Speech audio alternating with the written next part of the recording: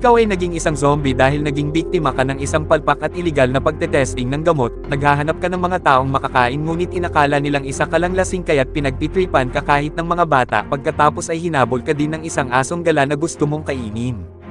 Nakagat mo nga ang isang matanda ngunit ano nga ba ang nakakagulat na nangyari at nakaka-excite na dahilan kung bakit nagkakagulo sila, at gusto pa nilang magbayad ng mahal para lang magpakagat sa iyo. At iyan ang ating aalamin sa ating movie na pinamagatang The Odd Family Zombie on Sale. Nagsimula ang movie nang ipakita ang isang secret headquarters kung saan lumabas mula sa underground ang isang lalaking zombie na biktima ng pumalpak at iligal na testing ng isang medicine company. Pagkatapos ay biglang napahinto ang isang kotse sa daan at takot na takot ang dalawang sakay nito nang biglang lumapit sa kanila ang isang lalaki, ngunit ito ay isa lang palang mekaniko na si Junggol at sinasadya nito ang ilang mga aksidente para magkaroon siya ng customer. Kinaumagahan ay nakita ng mag-asawa ang napakamahal na singil nito sa paggawa ng kanilang kotse. Ang asawa nitong si Namjo ang tagakuha niya ng bayad at pagkatapos sabihin ng lalaki na napakamahal nilang maningil ay biglang lumabas ang anak nilang si Haigol na may dalang isang itak. Kaya't nang dahil sa takot ay dagling nagbayad ang lalaki at umalis, agad namang itinago ni Namjo ang lahat ng pera sa isang kahon. Samantala ay ipinakitang naglalakad ang zombie sa daan habang naghahanap ito ng mga taong makakain, at pamaya-maya ay nakakita ito ng dalawang babae at tinangka niyang kainin ang mga ito ngunit iniwasan lang siya ng dalawa, dahil hindi ito sanay kumagat ay alam na nating hindi ito katulad ng ibang mga zombie na mapanganib, at kahit ang mga bata ay binabato at niloloko lang siya sa kanyang itsura. Pagkatapos ay sinubukan nitong kainin ang isang asong gala ngunit hinabol lang siya nito kaya't nagtataka ang mga taong nakakita sa kanya.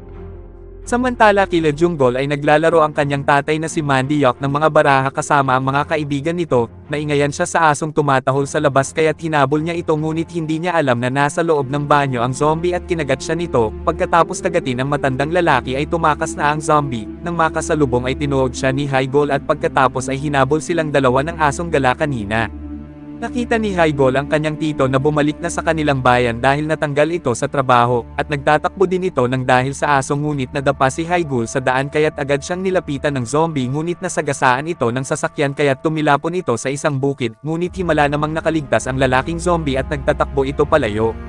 Samantala ay nakalabas na ng ospital si Mandiok matapos siyang bendahan sa kanyang ulo at dito ay malalaman natin na ang tanging hiling lang niya ay ang makapunta sa Hawaii. May mga picture din ito ng Hawaii sa kanyang pader at madalas din siyang nagsusuot ng isang Hawaiian shirt. Nang gabing iyon ay pumunta ito sa harap ng isang bentilador dahil tila nakakaramdam na ito ng kakaibang init. Samantala ay patuloy pa ding tinutugis ng aso ang zombie sa daan, nakarinig si Haigol ng isang ingay sa kanilang garahe kaya't nagpunta sila ng kanyang lolo upang tingnan kung sino iyon kung saan ay nakita nila ang zombie na nagtatago sa loob.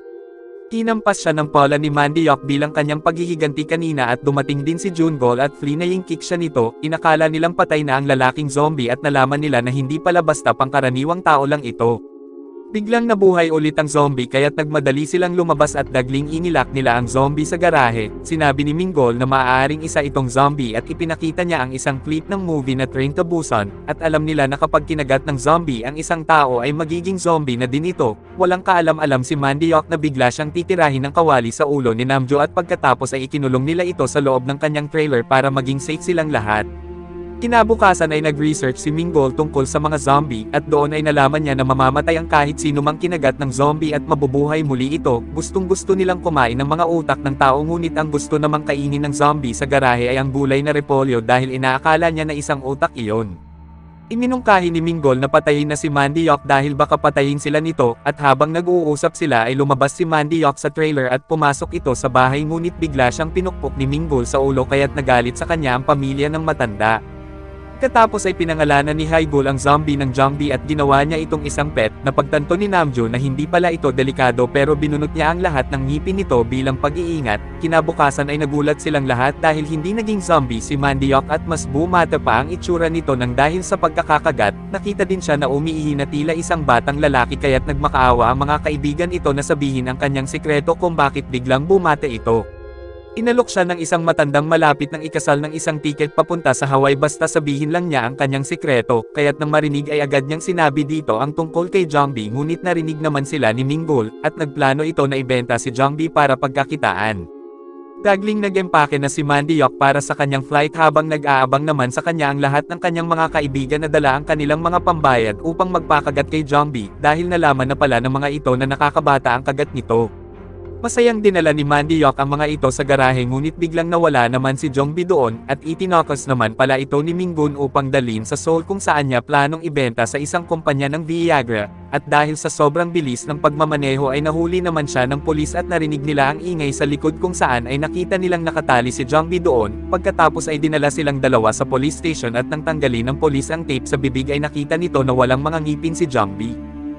Dumating na sila Mandy Yok at kinuha nila si Jongbi at pinalabas niyang anak niya ito. Kinagabihan ay binigyan ni Haigol ng repolyo si Jongbi ngunit hindi niya makain ito dahil wala siyang mga ngipin. Nagulat si Mandy Yok nang malaman niya ito ngunit nagdatingan na ang kanyang mga kaibigan upang magpakagat at maging bata kaya't agad nagpakuha ng pustiso si Mandy Yok upang makakagat na si Jongbi.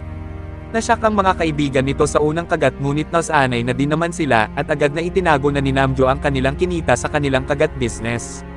Kinabukasan ay masayang nagtatakbuhan na sa labas ang lahat ng mga nakagat dahil babata na silang muli, ngunit nagulat naman si Namjo dahil nawala ang kinita nila sa kahon. Kinuha pala lahat ni Mandy Yok ang mga pera at dinala niya lahat sa Hawaii. Samantala ay kumalat na sa buong bayan ang tungkol sa kagat ni Jongbi kaya't nagpuntahan na ang mga tao sa bahay nila Junggol, at nagsimula na silang kumita ng malaki.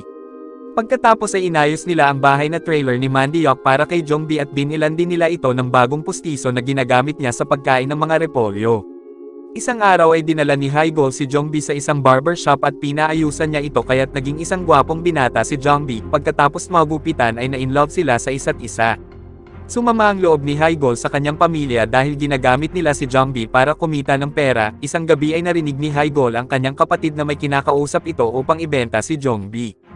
Kinabukasan ay dinala niya si Jongbi sa isang gubat at sinabi niyang tumakas na ito at mamuhay ng may kalayaan, ngunit hindi pa din umaalis si Jongbi dahil napamahal na ito sa kanya at wala itong pakialam kahit na pinagkakakitaan pa siya ng pamilya ni Haigol. Samantala sa kasal ng kaibigan ni Mandy Yok ay nakaramdam na ng kakaibang init ang lahat ng mga nakagat ni Jongbi, at nagkakainan ito na tila mga gutom na gutom. Ngunit nakita naman ni Minggol na nawawala si Jongbi kaya't dagli niyang hinanap ito sa labas upang maibenta niya ito sa napakalaking halaga, at ilang sandali ay nakita niya si Jongbi kung saan ito iniwan ni Haigol kaya't dinala niya ito sa terminal. At sa kasalan ay sinabi ng pari sa bride at groom na mag-kiss, ngunit sa halip na mag-kiss ay biglang kinagat nito ang kanyang asawa at pagkatapos ay naging zombie na ang lahat ng mga nakagat ni Jongbi, at mabilis nang kumalat ang virus nagkagatan na din ang mga tao sa terminal at napuno na din ng mga zombie ang buong bayan. Nakapasok ang isang zombie sa garahe at inatake nito si Haigol kaya't nagtatakbo ito sa kanyang mga magulang upang humingi ng tulong. Dumating ang pulis ngunit biglang kinagat naman ito ng zombie kaya't nagtatakbo sila Haigol sa kanilang bahay upang makaligtas. Nagbasa sila ng survival books na isinulat ni Minggol ngunit na misinterpret nila ang ibang nakasulat dito kaya't gumawa sila ng kanilang panangga mula sa mga kaldero at kaserola. Samantala ay nagawang makaligtas ni Minggol sa terminal at bumalik ulit ito sa kanilang bahay ngunit iniwan niya si Jongbi. Ilang sandali ay nakapasok na ang mga zombie sa bahay at inatake nila sila Haigol at nakatakas si Namjo habang dala-dala nito ang pera sa kahon. Dumating si Minggol na may dalang mga paputok at sinindihan niya ang mga ito at pinatamaan niya ang mga zombie, ngunit nang makita niya na natatamaan ang isang gasolinahan ay dagli siyang lumabas upang ihinto ang mga paputok, ngunit nasunog naman ang kanyang sasakyan kaya't sinugod siya ng mga zombie, at manghang-mangha ang mga zombie nang makita nilang magputukan ang mga fireworks sa itaas na tila para silang hini-hypnotize. Pamaya-maya ay humilab na ang tiyan ni Namjo at nagsimula na itong manganak. Pagkatapos ay isinuot ni Junggol at Minggol ang mga damit ni Jongbi at nagkunwari din silang mga zombie kaya't nagawa nilang makapunta sa sasakyan, ngunit nakalimutan naman nila ang susi sa loob at na-attract ang mga zombie nang makita nilang umilaw ang sasakyan. Takot na takot ang dalawa sa loob habang pinapaligiran sila ng mga ito. Dumating si Haigol na may dalang grass cutter upang mailigtas sila ngunit hindi niya kinaya ang dami ng mga ito, at nang papatayin na ng mga zombie si Haigol ay biglang dumating si Jongbi upang tulungan siya. At sa gitna ng kaguluhan ay nakuryente naman ang isang zombie sa mga wire kaya't nagsindi ang mga ilaw sa gasolinahan, kaya't nabaling ang atensyon ng mga zombie sa ilaw at iniwanan na nila si Haigol at Jongbi. Agad na bumaba si Minggol upang kuhanin ang susi sa bahay ngunit bago pa man siya makapasok ay biglang namatay ang mga ilaw kaya't nakita siya ng mga ito. Nilabanan ni Minggol ang mga zombie upang makuha ang susi ng sasakyan. Nasa loob naman ng trailer si Namjo at ang baby nito kung saan ay nakakabit ang trailer sa sasakyan habang nasa labas naman si Haigol at Jongbi upang labanan ang mga zombie.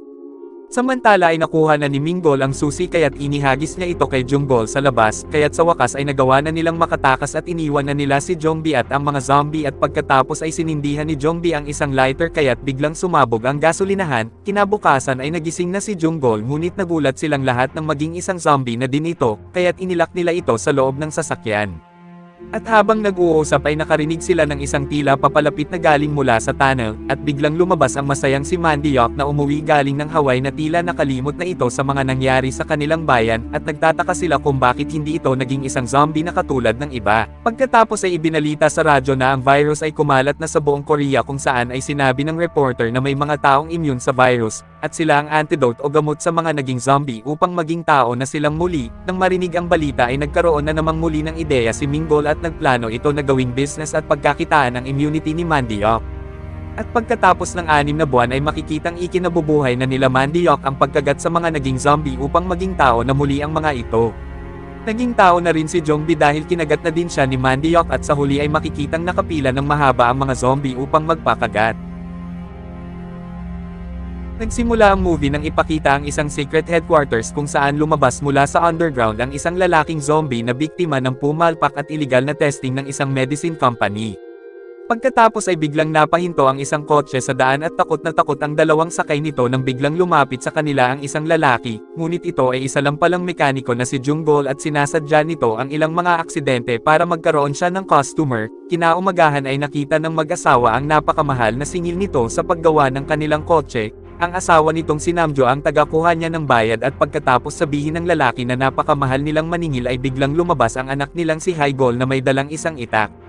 Kaya't nang dahil sa takot ay dagling nagbayad ang lalaki at umalis, agad namang itinago ni Namjo ang lahat ng pera sa isang kahon. Samantala ay ipinakitang naglalakad ang zombie sa daan habang naghahanap ito ng mga taong makakain, at pamaya-maya ay nakakita ito ng dalawang babae at tinangka niyang kainin ang mga ito ngunit iniwasan lang siya ng dalawa, dahil hindi ito sanay kumagat ay alam na nating hindi ito katulad ng ibang mga zombie na mapanganib, at kahit ang mga bata ay binabato at niloloko lang siya sa kanyang itsura. Pagkatapos ay sinubukan nitong kainin ang isang asong gala ngunit hinabol lang siya nito kaya't nagtataka ang mga taong nakakita sa kanya. Samantala kila Junggol ay naglalaro ang kanyang tatay na si Mandiok ng mga baraha kasama ang mga kaibigan nito, naingayan siya sa asong tumatahol sa labas kaya't hinabol niya ito ngunit hindi niya alam na nasa loob ng banyo ang zombie at kinagat siya nito. Pagkatapos kagatin ng matandang lalaki ay tumakas na ang zombie, nang makasalubong ay tinuod siya ni Haigol at pagkatapos ay hinabol silang dalawa ng asong gala kanina. Nakita ni Haigol ang kanyang tito na bumalik na sa kanilang bayan dahil natanggal ito sa trabaho, at nagtatakbo din ito nang dahil sa aso ngunit nadapa si Haigol sa daan kaya't agad siyang nilapitan ng zombie ngunit nasagasaan ito ng sasakyan kaya't tumilapon ito sa isang bukid, ngunit himala namang nakaligtas ang lalaking zombie at nagtatakbo ito palayo.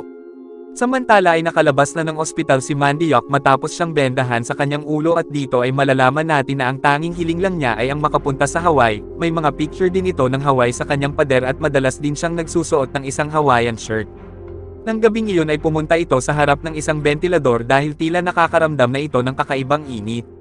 Samantala ay patuloy pa ding tinutugis ng aso ang zombie sa daan. Nakarinig si Haigol ng isang ingay sa kanilang garahe kaya't nagpunta sila ng kanyang lolo upang tingnan kung sino iyon kung saan ay nakita nila ang zombie na nagtatago sa loob. Hinampas siya ng pala ni Mandiok bilang kanyang paghihiganti kanina at dumating din si Junggol at flinaying kick siya nito. Inakala nilang patay na ang lalaking zombie at nalaman nila na hindi pala basta pangkaraniwang tao lang ito. Biglang nabuhay ulit ang zombie kaya't nagmadali silang lumabas at dagling inilak nila ang zombie sa garahe. Sinabi ni Minggol na maaaring isa itong zombie at ipinakita niya ang isang clip ng movie na Train to Busan, at alam nila na kapag kinagat ng zombie ang isang tao ay magiging zombie na din ito. Walang kaalam-alam si Mandiok na bigla siyang titirahin ng kawali sa ulo ni Namjo at pagkatapos ay ikinulong nila ito sa loob ng kanyang trailer para maging safe silang lahat. Kinabukasan ay nag-research si Minggol tungkol sa mga zombie, at doon ay nalaman niya na mamamatay ang kahit sino mang kinagat ng zombie at mabubuhay muli ito. Gustong-gusto nilang kumain ng mga utak ng tao ngunit ang gusto namang kainin ng zombie sa garahe ay ang gulay na repolyo dahil inaakala niya na isang utak iyon.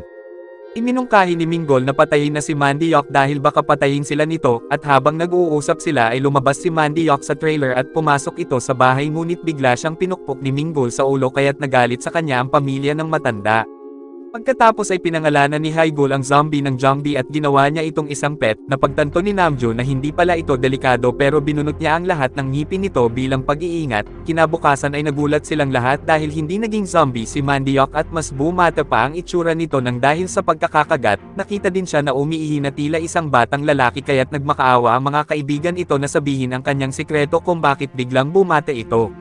Inalok siya ng isang matandang malapit ng ikasal ng isang tiket papunta sa Hawaii basta sabihin lang niya ang kanyang sikreto, kaya't nang marinig ay agad niyang sinabi dito ang tungkol kay Jongbi ngunit narinig naman sila ni Minggol, at nagplano ito na ibenta si Jongbi para pagkakitaan. Tagling nag-empake na si Mandiok para sa kanyang flight habang nag-aabang naman sa kanya ang lahat ng kanyang mga kaibigan na dala ang kanilang mga pambayad upang magpakagat kay Jongbi dahil nalaman na pala ng mga ito na nakakabata ang kagat nito. Masayang dinala ni Mandiok ang mga ito sa garahe ngunit biglang nawala naman si Jongbi doon at itinakos naman pala ito ni Minggun upang dalhin sa Seoul kung saan niya planong ibenta sa isang kumpanya ng Viagra, at dahil sa sobrang bilis ng pagmamaneho ay nahuli naman siya ng pulis at narinig nila ang ingay sa likod kung saan ay nakita nilang nakatali si Jongbi doon. Pagkatapos ay dinala silang dalawa sa police station at nang tanggalin ng pulis ang tape sa bibig ay nakita nito na walang mga ngipin si Jongbi. Dumating na sila Mandiok at kinuha nila si Jongbi at pinalabas niyang anak niya ito. Kinagabihan ay binigyan ni Haigol ng repolyo si Jongbi ngunit hindi niya makain ito dahil wala siyang mga ngipin. Nagulat si Mandiok nang malaman niya ito ngunit nagdatingan na ang kanyang mga kaibigan upang magpakagat at maging bata kaya't agad nagpakuha ng pustiso si Mandiok upang makakagat na si Jongbi. Nasyak ang mga kaibigan nito sa unang kagat ngunit nasanay na din naman sila at agad na itinago na ni Namjo ang kanilang kinita sa kanilang kagat business. Kinabukasan ay masayang nagtatakbuhan na sa labas ang lahat ng mga nakagat dahil babata na silang muli, ngunit nagulat naman si Namjo dahil nawala ang kinita nila sa kahon. Kinuha pala lahat ni Mandiok ang mga pera at dinala niya lahat sa Hawaii. Samantala ay kumalat na sa buong bayan ang tungkol sa kagat ni Jongbi kaya't nagpuntahan na ang mga tao sa bahay nila Junggol, at nagsimula na silang kumita ng malaki. Pagkatapos ay inayos nila ang bahay na trailer ni Mandiok para kay Jongbi at binilan din nila ito ng bagong pustiso na ginagamit niya sa pagkain ng mga repolyo. Isang araw ay dinala ni Haigol si Jongbi sa isang barbershop at pinaayusan niya ito kaya't naging isang gwapong binata si Jongbi. Pagkatapos magupitan ay na-inlove sila sa isa't isa. Sumama ang loob ni Haigol sa kanyang pamilya dahil ginagamit nila si Jongbi para kumita ng pera. Isang gabi ay narinig ni Haigol ang kanyang kapatid na may kinakausap ito upang ibenta si Jongbi. Kinabukasan ay dinala niya si Jongbi sa isang gubat at sinabi niyang tumakas na ito at mamuhay ng may kalayaan, ngunit hindi pa din umaalis si Jongbi dahil napamahal na ito sa kanya at wala itong pakialam kahit na pinagkakakitaan pa siya ng pamilya ni Haigol. Samantala sa kasal ng kaibigan ni Mandiok ay nakaramdam na ng kakaibang init ang lahat ng mga nakagat ni Jongbi, at nagkakainan ito na tila mga gutom na gutom. Ngunit nakita naman ni Minggol na nawawala si Jongbi kaya't dagli niyang hinanap ito sa labas upang maibenta niya ito sa napakalaking halaga, at ilang sandali ay nakita niya si Jongbi kung saan ito iniwan ni Haigol kaya't dinala niya ito sa terminal. At sa kasalan ay sinabi ng pari sa bride at groom na mag-kiss, ngunit sa halip na mag-kiss ay biglang kinagat nito ang kanyang asawa at pagkatapos ay naging zombie na ang lahat ng mga nakagat ni Jongbi, at mabilis nang kumalat ang virus. Nagkagatan na din ang mga tao sa terminal at napuno na din ng mga zombie ang buong bayan. Nakapasok ang isang zombie sa garahe at inatake nito si Haigol kaya't nagtatakbo ito sa kanyang mga magulang upang humingi ng tulong. Dumating ang pulis ngunit biglang kinagat naman ito ng zombie kaya't nagtatakbo sila Haigol sa kanilang bahay upang makaligtas. Nagbasa sila ng survival books na isinulat ni Minggol ngunit na misinterpret nila ang ibang nakasulat dito kaya't gumawa sila ng kanilang panangga mula sa mga kaldero at kaserola. Samantala ay nagawang makaligtas ni Minggol sa terminal at bumalik ulit ito sa kanilang bahay ngunit iniwan niya si Jongbi. Ilang sandali ay nakapasok na ang mga zombie sa bahay at inatake nila sila Haigol at nakatakas si Namjo habang dala-dala nito ang pera sa kahon. Dumating si Minggol na may dalang mga paputok at sinindihan niya ang mga ito at pinatamaan niya ang mga zombie, ngunit nang makita niya na natatamaan ang isang gasolinahan ay dagli siyang lumabas upang ihinto ang mga paputok, ngunit nasunog naman ang kanyang sasakyan kaya't sinugod siya ng mga zombie, at manghang-mangha ang mga zombie nang makita nilang magputukan ang mga fireworks sa itaas na tila para silang hinihipnotize. Pamaya-maya ay humilab na ang tiyan ni Namjo at nagsimula na itong manganak, pagkatapos ay isinuot ni Junggol at Minggol ang mga damit ni Jongbi at nagkunwanri din silang mga zombie kaya't nagawa nilang makapunta sa sasakyan, ngunit nakalimutan naman nila ang susi sa loob at na-attract ang mga zombie nang makita nilang umilaw ang sasakyan, takot na takot ang dalawa sa loob habang pinapaligiran sila ng mga ito, dumating si Hygol na may dalang grass cutter upang mailigtas sila ngunit hindi niya kinaya ang dami ng mga ito, at nang papatayin na ng mga zombie si Hygol ay biglang dumating si Jongbi upang tulungan siya.